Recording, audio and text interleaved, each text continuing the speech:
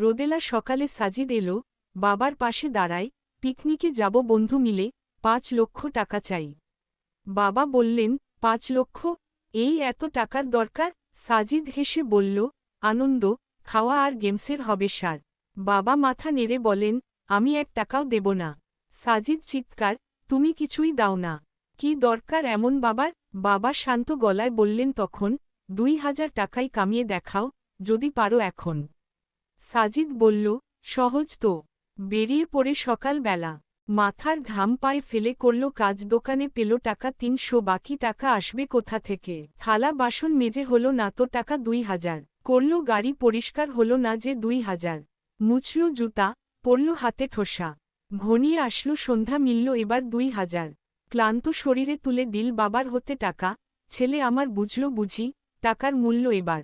বাবা তখন হাঁটতে নিয়ে গেল, পৌঁছালো এক ব্রিজে। হঠাৎ করে ছুঁড়ে ফেললেন টাকা নদীর তলদেশে।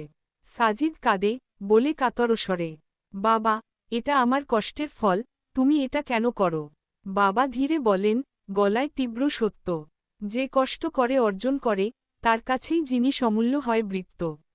সাজিদ চোখ মুছে মাথা নোয়ায়, বলে গলায় আলো, বাবা, আমি শিখেছি, কষ্ট ছাড়া কিছু টেকে না ভালো। বাবা হেসে বলেন, এবার পিকনিকের ৫ লক্ষ তোর।